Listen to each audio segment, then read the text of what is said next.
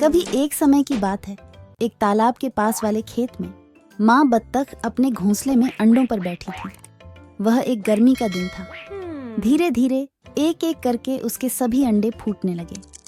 बत्तख के बच्चे सबने कहा क्वैक क्वैक, लेकिन एक अंडा नहीं फूटा।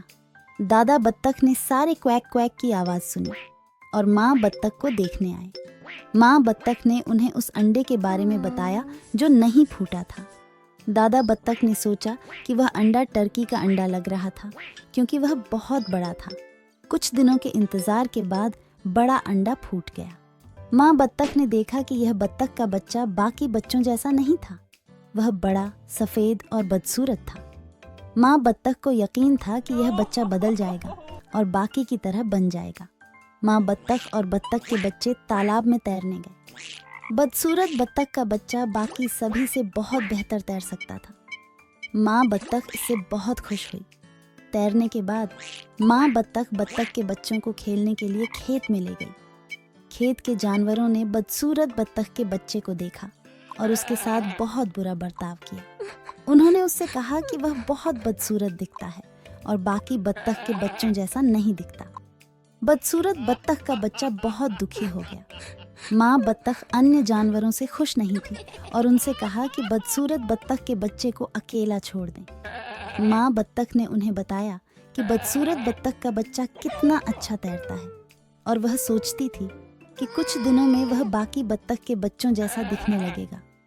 दिन बीतते गए और किसी ने माँ बत्तख की बात नहीं सुनी। खेत के जानवर अब भी बदसूरत बत्तख के बच्चे का मजाक उड़ाते थे। बाकी बत्तख के बच्चे भी उसके साथ बुरा बर्ताव करते थे और उसके साथ खेलते नहीं थे। बदसूरत बत्तख का बच्चा बहुत दुखी महसूस कर रहा था। उसे अब खेत में रहना अच्छा नहीं लग रहा था। एक रात वह भाग गया। वह बहुत दूर चला गया और एक कीचड़ भरे दलदल में सो गया। अगली सुबह बदसूरत बत्तख का बच्चा जागा और देखा कि कुछ जंगली बत्तखें उसे देख रही थी। उसने उनसे पूछा कि क्या वह उनके साथ रह सकता है। उन्होंने उसे बताया कि वह बदसूरत है, इसलिए वह उनके साथ नहीं रह सकता और उसे जाना पड़ेगा। बदसूरत बत्तख का बच्चा बहुत दुखी था। कोई भी उसके साथ दोस्ती करने के लिए तैयार नहीं था, क्योंकि वह बहुत बदसूरत था। बारिश शुरू हो गई, इसलिए बदसूरत बत्तख के बच्चे ने सूखा रहने के लिए एक जगह ढूंढी। उसने एक पुराने घर के बरामदे के नीचे शरण ली। अगले दिन घर का दरवाजा खुला और एक बड़ा कुत्ता बाहर निकला। कुत्ता बदसूरत बत्तख के बच्चे पर भौंका और बत्तख को बहुत तेजी से भागना पड़ा। दिन बीत गए और सर्दियां आ गईं। बदसूरत बत्तख के बच्चे को बहुत ठंड लगती थी। वह एक तालाब के पास अकेला रहता था और लंबी घास में अपना घर बना लिया था। यह एक लंबी सर्दियां थीं। आखिरकार वसंत आ गया और सूरजमुखी दिन आ गए। एक दिन तालाब पर बदसूरत बत्तख का बच्चा 3 सुंदर सफेद हंसों को तैरते हुए देखा। बदसूरत बत्तख का बच्चा जानता था कि वे उसे दोस्त नहीं बनाएंगे, क्योंकि वह बहुत बदसूरत था। तीनों हंस ने बदसूरत बत्तख के बच्चे को देखा और उसके पास तैरा। उन्होंने कहा, नमस्कार नया हंस।